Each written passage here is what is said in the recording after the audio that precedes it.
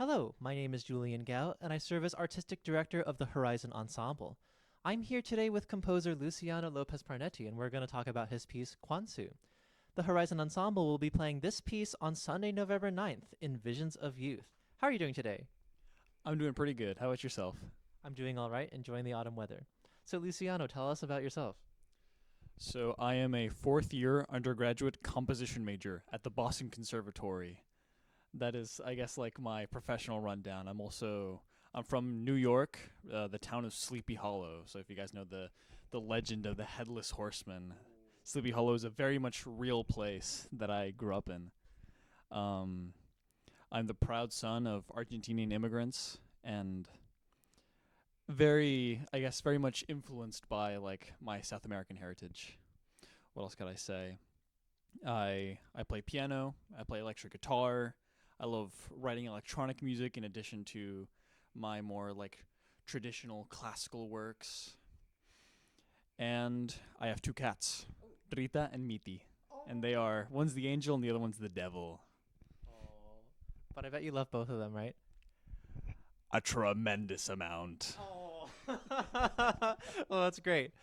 Yeah, a lot of good stuff there. And I met Luciano through my studies at Boston Conservatory. Also, I finished a degree there in orchestral conducting in May of 2023.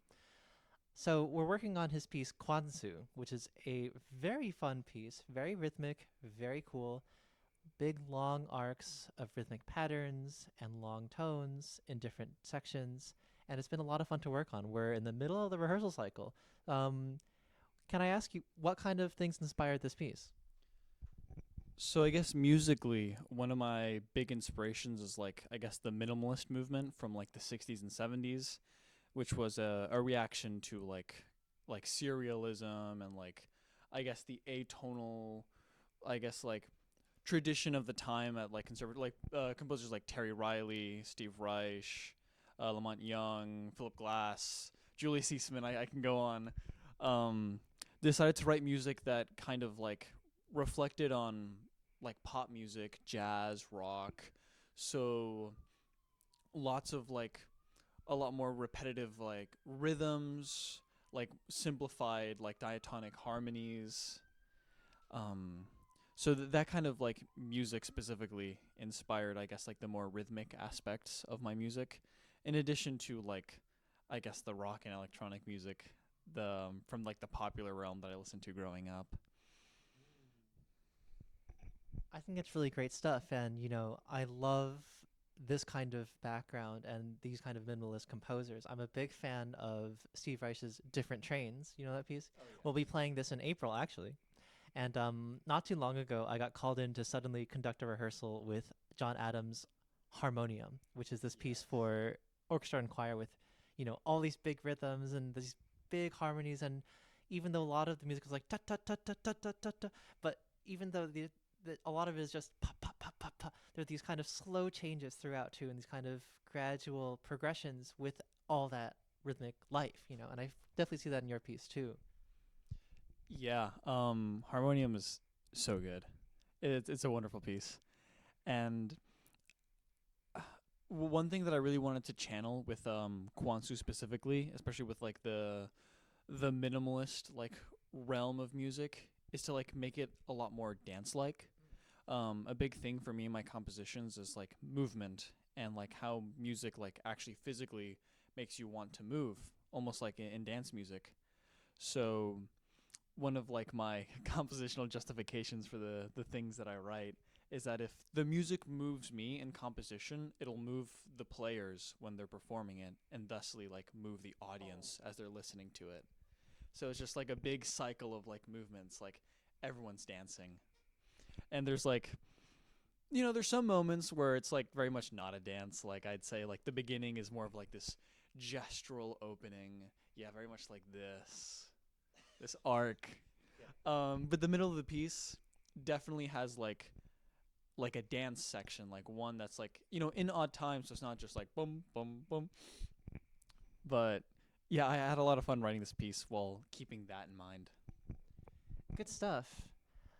I think you also mentioned a while back when we were discussing this piece during the creation process, the Latin rhythms that made their way into the music.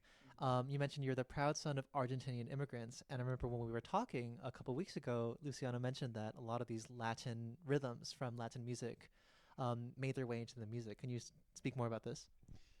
Yeah, so I guess with like Latin like South American music, I'm thinking of like the folk music of Argentina, um like Bolivia, Brazil, Ecuador, like kind of like I guess like the border music. So the music that exists in like the Andes Mountains, like that kind of music inspired me a lot.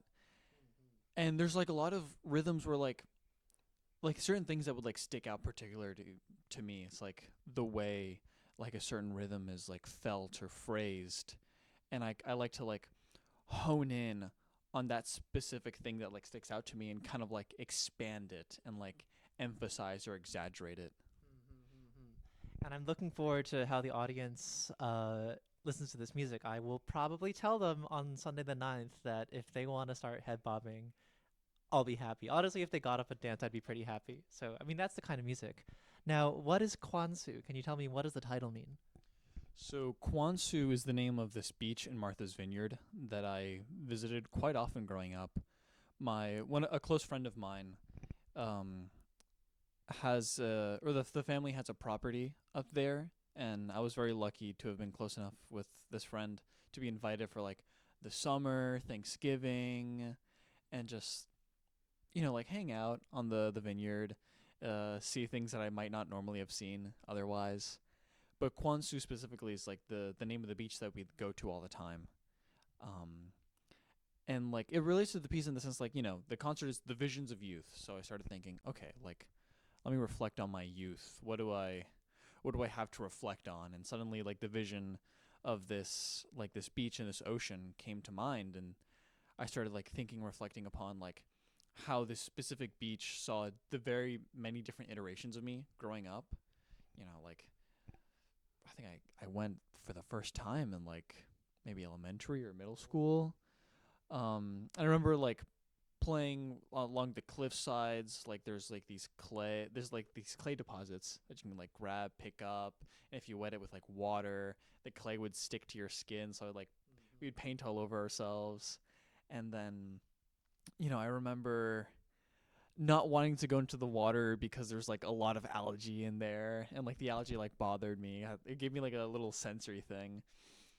And then I also thought about like my most recent times going as like a I guess more of an adult, like a more developed human with thoughts and reflections upon the world, and just like gazing out like across the horizon. Hey, that's us. um and like thinking about all those things were like very inspiring because I had like so much to like say musically about those things, so many emotions to evoke. Nice stuff.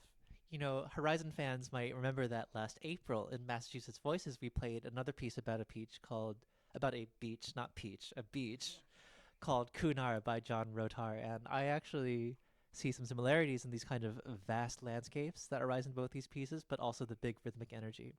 It's clear this beach had a really big impact on you, this beautiful landscape, this childhood place of play and peace and it's clear it still has a big impact on you today, both as a memory and a place you can go back to. And I'm interested in why minimalist music draws you in as a listener and composer. For me, when I listen to minimalist stuff, I feel like there's a kind of trance that you enter as a listener or as a player, even having worked on the Laura Kaminsky opera As One. Do you know this show?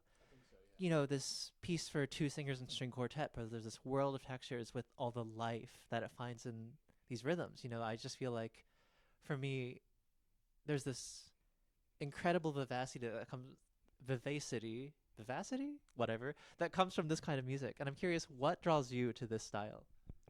Kind of a similar thing where I remember one of the first times I was like properly introduced to minimalist music was my freshman year here at Boko. The contraband did a concert of the music of Philip Glass where they played Glassworks, and excerpts of like the Amazonia pieces played by like the percussion ensemble. And I remember having my mind blown by the music and by like the way it made me feel. So much so that I started like, listening to the music more so on my own and trying to like understand like why does this music like move me.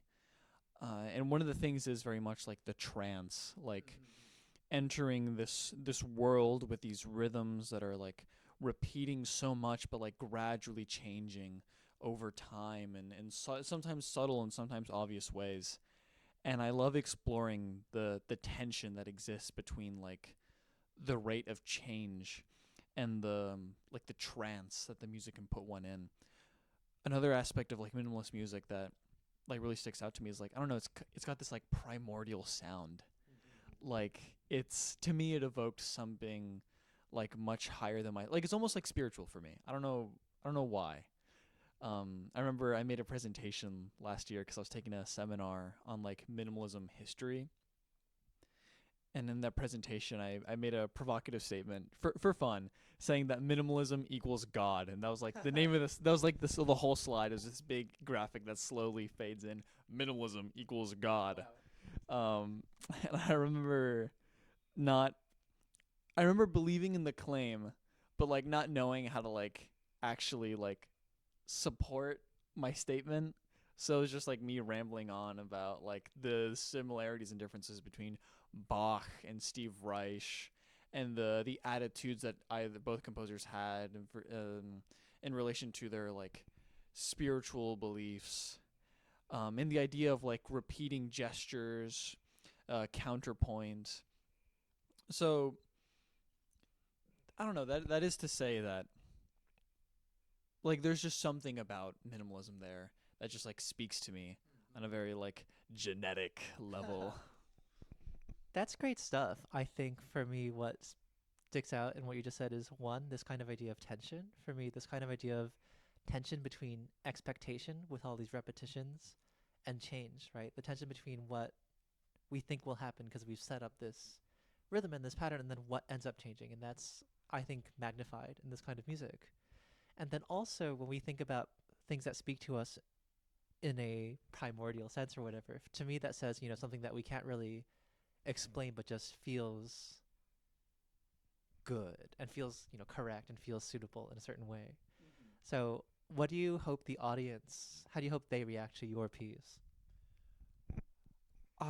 So like a big goal with my music is to like, yeah, of course, amplify that tension and kind of like make audiences like feel something. Like even though like I've come up with a narrative behind like the piece Quansoo, where it's like the story of like the piece, like it's almost like a tone poem. Like it follows like the trajectory of this young man arriving at the beach, looking at the horizon. It's like cloudy. The sun is like obscured by clouds and fog, and then he steps into the water, and then he sees like all these creatures, all this like light and magic and color, until he floats to the bottom of the ocean and he sees like the truth explode in light and revealed before him, only to wake up back on the beach with the sun rising, and like all of a sudden like it's clear as day, he can see everything.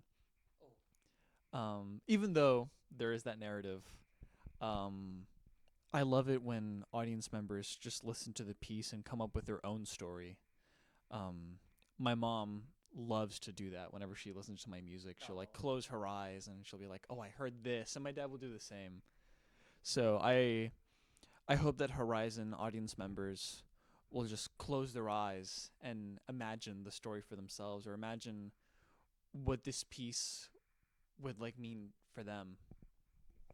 Wonderful. That's great stuff. I'm excited to see what images our audience members conjure up. This will be Sunday, November 9th at 3 o'clock Eastern Time. That's GMT -4. And there's also a live stream, by the way. So if you're from out of Boston, Live stream. yeah, the live stream is very high quality. Thanks to Dana, Steven, and Sven. Anything else you want to say to the audience? Thank you. Please come. I'd really appreciate you. Yes, I agree. Please come. And thanks to Luciano for sharing your music with us and also your thoughts today. Thank you. All right. We'll see you there on Sunday, November 9th for Visions of Youth. Take care.